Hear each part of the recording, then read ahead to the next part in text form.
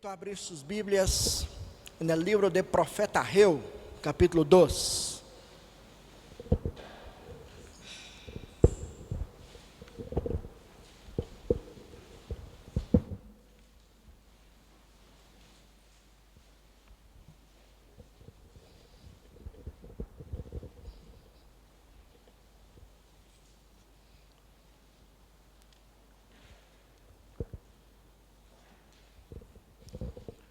Hoy dia vamos aprender que a glória del segundo templo foi maior que a glória del primeiro templo. E creio que o Senhor vai falar a nosso coração. Livro del profeta Ageu é um dos profetas menores. Vamos ler no capítulo 2, de los versículos 1 hasta 9. En el día 21 del mes séptimo, vino la palabra del Señor por medio del profeta Ageu, diciendo: Habla pues a Zorobabel, hijo de Salatiel, gobernador de Judá, y a Josué, hijo de Josadac, sumo sacerdote, y al resto del pueblo, diciendo: ¿Quién de los que han quedado entre ustedes viu este templo em sua primeira glória? E como lo ven agora? Não é este como nada delante de seus olhos? Agora pues, esfuérzate, ó Zorobabel, disse el Senhor. Esfuérzate também tu, ó Josué, hijo de Josadac, sumo sacerdote. Esfuércese todo el pueblo de la tierra, dice el Señor, y actúen, porque yo estoy con ustedes, dice el Señor de los ejércitos, según el pacto que hice con ustedes cuando salieron de Egipto. Mi espíritu estará en medio de ustedes, no teman, porque así ha dicho el Señor de los ejércitos: dentro de poco yo estremeceré los cielos y la tierra, y el mar y la parte seca. Estremeceré todas las naciones, y vendrán los tesoros deseados de las naciones. Y llenaré este templo de gloria, ha dicho el Señor de los ejércitos. Mía es la plata, y mío es el oro, dice el Señor de los ejércitos. La glória de este último templo será maior que la del primer templo, ha dicho el Señor de los ejércitos. Y daré la paz en este lugar, dice el Señor de los ejércitos. Que el Señor nos ayude a entender su palabra para nuestra vida neste dia. Mis queridos hermanos, a maneira como Deus elige para ensinar-nos pode ser distinta de um para outro. A maneira como Deus elige ensinar a mim alguma coisa que eu necessito pode ser distinta de la maneira como Deus elige ensinar a você que você também necessita. E essa maneira pode ser distinta de todo o que nós planeamos. Eu quero aprender a ser misericordioso, e posso planear isso em minha vida para aprender de uma maneira, pero Deus pode fazer com que eu seja misericordioso, pero não como eu estava planeando, sino por outros caminhos, e podem ser caminhos que são mais difíceis do que eu pensava. Isso se pode passar. Isso se passou com o reino de Judá, que foi entregue para os caldeus, e se quedaram aí em Babilônia por 70 anos, e se foram porque se rebelaram contra o Senhor. Deveriam aprender os caminhos de Deus, pero estão aprendendo agora como Deus quiso fazer. Dios los envió, Dios los entregó a los caldeos. Y entonces eso se pasó por 70 años, lejos de su tierra. Y ahora, este libro narra el momento en que están volviendo con un propósito que ya aprendimos aquí. El propósito principal para este pueblo volver sob el liderazgo de Josué, de Zorobabel, era para reconstruir el templo del Señor. Este era el principal propósito. Pero esta gente que se volvió, no todos, porque algunos no desearon volver, ya estaban estabelecidos y no desearon volver. Estes que volveram, depois de um tempo, abandonaram a obra de Deus, e ela se quedou parada por casi 19 anos. Se quedou aí. E Deus então levanta agora este profeta para falar com este pueblo, para retomar a obra, para fazer a obra, para trabalhar, confiar en el Senhor, e assim restabelecer o lugar de adoração a Deus. Este pueblo está aprendendo em sua vida como depender de Deus, como ser fiel a Deus. Pero agora não estão entendendo os caminhos de Deus, e Deus está obrando entre eles. Aunque não entendam, Deus está obrando para mostrar-lhes que a fé verdadeira não se pode poner em coisas, em templos, há que poner em uma persona, em el Senhor, solamente em Él. E é isso que devem aprender. Hasta agora estavam aprendendo de outra maneira, estavam confiando mais em la estrutura do que em el Senhor. E então, para que eles aprendam esta verdade mais grande, principal, o Senhor vai ensinar por 3 caminhos que temos aqui. Deus vai ensinar que este templo que está sendo reconstruído agora é mais importante para a história da revelação bíblica, é mais especial do que o primeiro templo. E assim o Senhor vai nos ensinar. Primeiramente, Deus provoca a su pueblo. En los versículos de 1 hasta 3, Deus está haciendo como que uma provocação com eles. Temos aí a afirmação de que momento se trata em la história todo o que está acontecendo. Dice el versículo 1, en el día 21 del mes séptimo. E por que alguns textos têm fechas estabelecidas? Porque o autor bíblico não nos disse rapidamente a mensagem. ¿Por que quer nos dizer a fecha em que isso está acontecendo? Porque a fecha aqui, en este caso, é muito importante. É muito importante que eu e tu compreendamos que esse era um momento de fiesta para o povo de Deus. E isso se pode compreender tendo como base o livro também de Esdras, capítulo 3. No livro de Esdras, vamos aprender que este momento da história, o povo de Deus estava em meio da fiesta de los tabernáculos. E esta era uma das 3 principais fiestas do povo de Deus. A fiesta de los tabernáculos era um momento donde Deus hacía su pueblo mirar atrás, al passado, para recordar de uma coisa muito importante.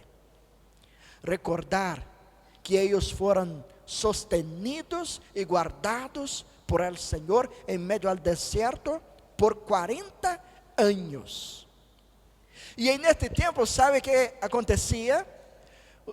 Eu estou seguro que você gosta muito de sua casa.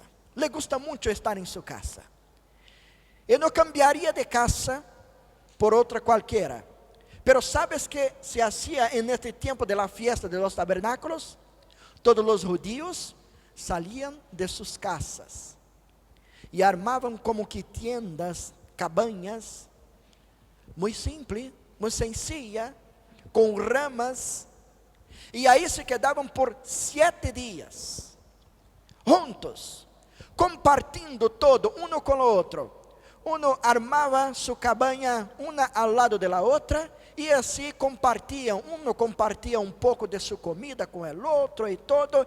¿Sabes qué el Señor quería enseñar con eso? Que ellos deberían ser dependientes tan solamente del Señor. No deberían ser dependientes de sus estructuras físicas, de sus casas lujosas. Deberían ser dependientes del Señor, que ha sostenido su pueblo mientras estaban caminando por el desierto por 40 años. Y este momento en que estamos aquí estudiando, que narra este ministerio de Ageo, es justamente en este periodo de la fiesta de los tabernáculos. ¿Qué está se pasando aquí, hermanos? El pueblo de Dios está en fiesta. Y la principal motivación es mirar su pasado, su historia, y se recordar que el Señor es quien nos sostiene, quien nos ayuda, quien cuida de nosotros. Y entonces, para firmar eso, para fortalecer esta idea, el Señor hace como que una provocación en el versículo de número 3. Pero parece que em um primeiro, se miramos solamente superficialmente, parece que o Senhor está querendo fazer este pueblo sufrir. Porque mira as perguntas que Deus hace. ¿Quién de los que han quedado entre ustedes viu este templo em sua primeira glória? E como lo ven agora? Não é como nada delante de seus olhos? É como que se usted poderia pensar, Deus está querendo humilhar este pueblo. Deus está querendo provar que este templo é muito pequeno, sencillo. E lo primeiro era muito mais bonito, muito mais lindo, mais hermoso, lujoso. E este templo agora não. Pero não é isso. O Senhor quer que en la mente y en el corazón de su pueblo tenga un mensaje, y en este mensaje el pueblo pueda afirmar que no importa la estructura, lo que es importante es la presencia de Dios, el cuidado de Dios. Este pueblo tendría que entender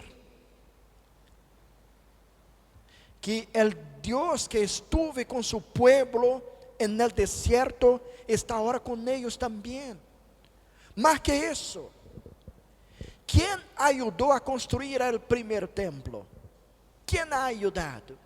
¿Quién proveó todo lo que fue necesario, todos los materiales?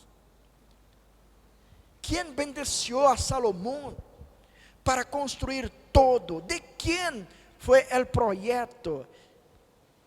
Dios fue el arquitecto de este primer templo. Fue Dios.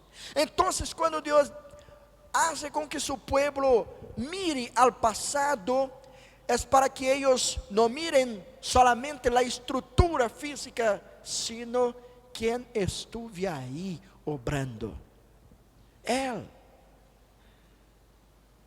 Entonces, en el medio de esta fiesta, este pueblo debería estar con sus corazones llenos de alegría. Lleno de alegría. Pero mira, yo quiero leer algunos versículos de Esdras con ustedes. Pido que abran ahí sus Biblias en el capítulo 3 de Esdras, para que vean como que este pueblo estaba se portando ante la presencia de Dios. Esdras capítulo 3.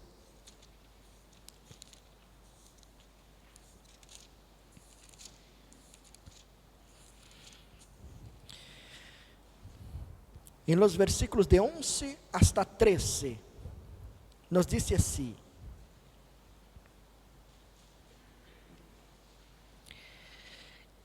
cantaban, alabando e dando graças ao Senhor, e diziam: porque Él es bueno, porque para sempre es su misericordia sobre Israel. Todo el pueblo gritaba con júbilo, alabando al Señor, porque eran colocados los cimientos de la casa del Señor.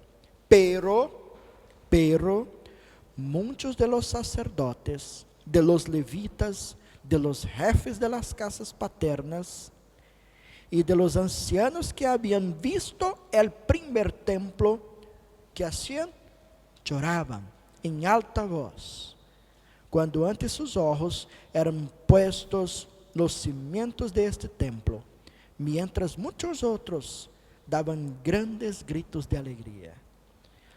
Los más antiguos, en este momento, que hacían, lloraban y decían: no, este templo no es como el primer, este templo no es tan hermoso como el primer templo. En un momento de fiesta, donde se debería estar con los corazones llenos de gratitud al Señor, ellos estaban aprovechando para llorar. Mis hermanos, eso es muy peligroso a nosotros. Muchas veces la nostalgia es un impedimento para que nosotros avancemos en nuestra fe ante nuestro Dios. Muchas veces nos quedamos en algunos momentos de nuestra vida considerando como que fue nuestro pasado, recordando de nuestro pasado y diciendo como fue bueno, maravilloso, hermoso. Eso muchas veces te impide de mirar en el presente lo que Dios está obrando en su vida, en su corazón, en su familia, en su iglesia, en su ciudad, en toda la historia. Dios está presente hoy como estuve en el pasado. Dios se queda entre nosotros. Por lo tanto, lo que Dios está haciendo aquí, con esta provocación, tiene la intención de decir a su pueblo: recuerden, ¿quién soy yo? ¿Quién soy yo? ¿Quién ha construido el primer templo? ¿Quién bendeció las manos de Salomón y todo lo que fue necesario? Yo. Dios está se mostrando, se revelando a su pueblo a través de esta provocación. Pero la segunda cosa que aprendemos aquí es que Dios, mientras está provocando a su pueblo, también levanta a su pueblo. Dios levanta a su pueblo, y eso aprendemos en los versículos 4 y 5, que nos enseñan así: ahora pues, esfuérzate, oh Zorobabel, dice el Señor, esfuérzate también tú, oh Josué, hijo de Josadac, sumo sacerdote, esfuércese todo el pueblo de la tierra, dice el Señor, y actúen, porque yo estoy con ustedes, dice el Señor de los ejércitos, según el pacto que hice con ustedes cuando salieron del Egipto. Mi espíritu estará en medio de ustedes. No teman, no teman. Yo estoy presente. Una vez más, Dios está garantizando su presencia en medio de su pueblo, confirmando que no vaya a salir del medio de su pueblo. Está presente ahí. La provocación entonces funcionó como un fundamento para corroborar las promesas de Dios a su pueblo. El Señor está aquí ahora animando sus siervos a trabajar con confianza, con alegría, sabendo que a força e tudo que necessitam vem do Senhor. Então não podem abandonar esta obra, não poderiam deixar esta obra. Deus está garantizando sua presença, renovando sua promessa, assegurando que su Espírito estará presente no coração de su pueblo. Mi Espírito estará com ustedes. Pero hermanos, aún que estavam ante esta promessa de Deus, a obra do Senhor, uma vez mais, foi paralisada. Deus está garantizando sua presença, su Espírito está aí, o poder do Senhor está aí. Pero en el libro de Esdras, capítulo 5, nosotros aprendemos que los enemigos del pueblo de Dios en este tiempo armaram contra estes judíos que estavam aqui, e entonces lograram ante el rei Darío paralisar a obra, porque disseram para el rei Darío: mira, se permitires que este pueblo reconstrua el templo y la ciudad, ellos no van a pagar los tributos, no van a hacer eso, van a crecer, se tornarán independientes, no van a pagar tributos. Y Darío entonces emitió un decreto donde se prohibía la reconstrucción de este templo. E aí, por mais ou menos uns 2 anos, a obra estuve parada outra vez. Estuve paralisada outra vez. E agora, então, podemos perguntar: onde está a promessa de Deus? Disse que estaria com seu povo. Disse que seu Espírito estaria com seu povo. Por que está permitindo isso? Por que está permitindo que a obra seja paralisada uma vez mais? Se Deus promete que estará comigo, ¿por que me passa tanta coisa em minha vida também? Você pode perguntar isso. Há uma boa razão, hermanos. Há uma excelente razão. Há uma tremenda notícia para isso que estava se passando com o povo de Deus. A obra sendo paralisada agora. Deus não estava paralisado. A obra se paralisa, pero Deus não. Deus está se movendo, Deus está obrando entre su pueblo. Lo que pasa es que en Esdras capítulo 6, outra vez el rei Darío agora vai a consultar em los documentos antiguos que foram emitidos por los reyes que antecederam. E aí encontrou um decreto de Ciro, que havia permitido o retorno do povo para construir o templo. E então Darío cambiou todo isso. E mira o que acontece agora. Nós poderíamos estar mirando esta história e dizer: Deus não cumpriu com sua promessa, porque permitiu que a obra fuera paralisada, aunque garantizou sua presença e a presença de seu Espírito. Pero por causa de esta paralisação, mira o que vai acontecer agora. Algumas coisas que Darío añadió en este decreto agora. Ele disse que os inimigos de los judíos agora deveriam se quedar lejos. Salgan de cerca de los judíos. Não quero que ustedes estejam aí. Los judíos vão dar sequência, vão continuar esta obra, pero ustedes devem se quedar lejos de ellos.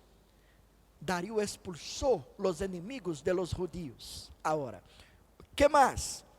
El tesouro real pagaria por toda a obra.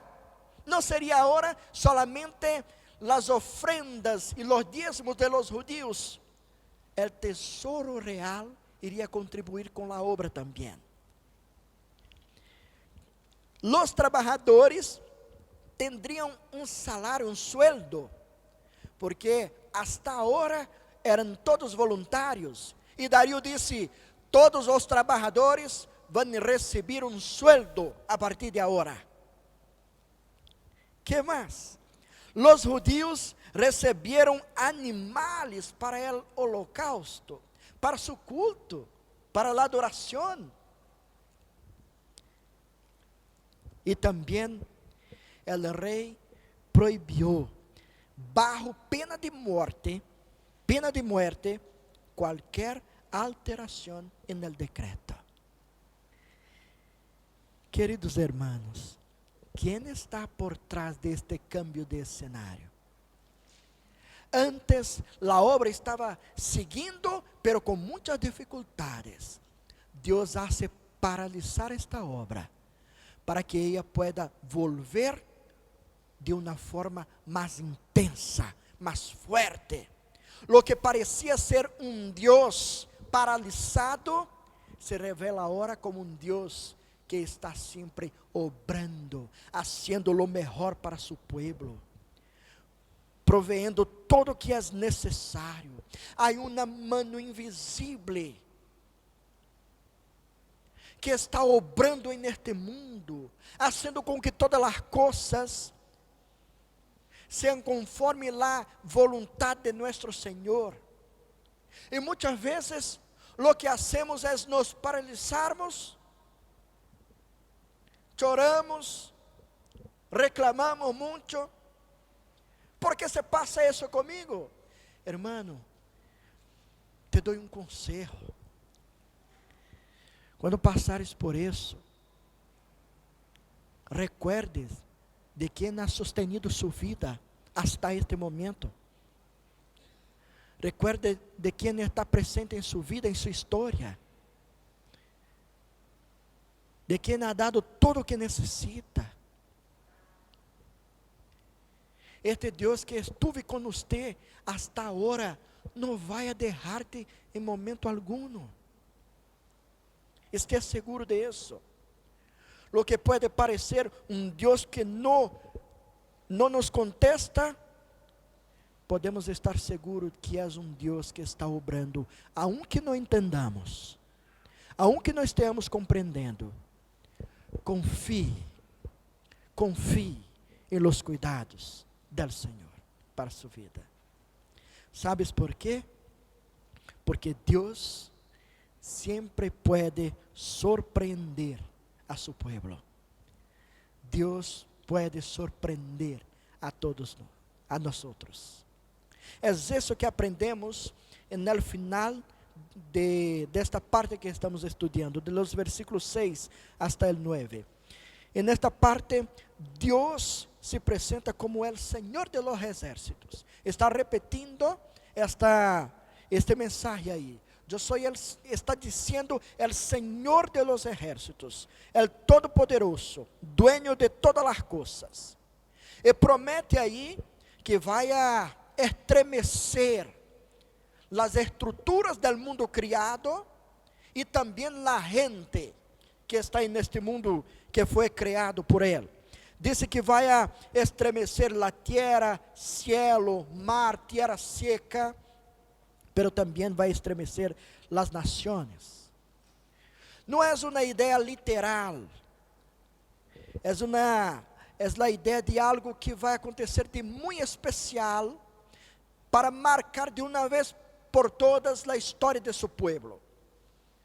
Este estremecer que aparece aí é de algo marcante para a história de seu povo. Deus está traindo coisas hacia o templo. Deus está fazendo com que as nações venham ao templo e tragam coisas ao templo também, mostrando que Ele é poderoso e dueño de todo. Mira, um outro profeta que habla en este momento é Zacarias. Está aí um pouco à frente, adelante de sua Bíblia, só passaram nas páginas à frente aí, adelante, no capítulo 8. Capítulo 8 de Zacarias. Mira que está haciendo Deus en el mundo, de los versículos 20 hasta 23. Me encanta esta profecía de Zacarías. Capítulo 8, versículo 20 hasta 23, dice así: Así ha dicho el Señor de los ejércitos, aún vendrán gentes y habitantes de muchas ciudades. Los habitantes de una ciudad irán a otra y dirán: vayamos a implorar el favor del Señor, a buscar al Señor de los ejércitos. Yo también voy. Y vendrán muchos pueblos y fuertes naciones a buscar al Señor de los ejércitos en Jerusalén, para implorar el favor del Señor. Así ha dicho el Señor de los ejércitos: acontecerá en aquellos días que 10 hombres de las naciones de todos los idiomas se asirán del manto de un judío y le dirán: déjennos ir con ustedes, porque hemos oído que Dios está con ustedes. Déjenos ir con ustedes, porque yo sé que Dios está con ustedes. Es eso que Dios está haciendo por medio de este pequeño templo, que está siendo despreciado por muchos, pero Dios está sorprendiendo a su pueblo diciendo: este será más glorioso que el primero. Este será más glorioso. Ustedes que están participando de la obra de este templo, estén seguros de que están participando de una obra mucho más gloriosa. Mucho más gloriosa. Esta gloria no tiene que ver nada con la riqueza que está siendo traída al templo. No tiene que ver con la estructura del templo. Tiene que ver con otro tema: con quién estaría en este templo. ¿Quién entraría en este templo? El Rey de la Gloria, el Señor de los ejércitos, se haría como hombre y entraría en este templo. Y fue lo que hizo. Nuestro Señor Jesús se hizo hombre y entró en este templo y lo llenó de gloria. Es por eso que Él es mayor que el primero. En el primer templo, los profetas hablaban de la palabra de Dios, mirando al futuro, diciendo: el Cristo va a venir. Pero en este templo, el propio Cristo entró, habló con su pueblo, habló de su propia palabra, se hizo como gente, como nosotros. Aquí está la gloria del segundo templo, de este templo que es más grande que todos. Estoy hablando de Jesús. Él es el templo espiritual de Dios. Es el templo que salió de la eternidad y adentró las puertas temporales para habitar con nosotros. Quando miramos esta profecia, hermanos, devemos mirar a história da igreja do Senhor, o passado do povo de Deus. Deus ha sostenido su pueblo, Deus ha sostenido su obra, e sempre ha hecho com que ella avance, porque su Espírito está presente para garantizar a seguridade. Agora, este templo, hermanos, soy yo y es tú también. Nosotros somos el templo de Dios, donde el Espíritu Santo está presente, donde Cristo vive por medio de su Espíritu. Nosotros somos templo de Dios y nuestro Señor Jesucristo es nuestro templo. Entonces es una unión mística donde vivimos en Él y Él vive en nosotros. No se aparta, no se aleja de nosotros. Esto que nos dá seguridade para viver. Você jamais estará solo nem sola. Você não vai quedar-se abandonado ou abandonada no caminho. Muitas vezes, as coisas em sua vida que podem parecer que Deus não te escuta, confie, porque Ele sigue obrando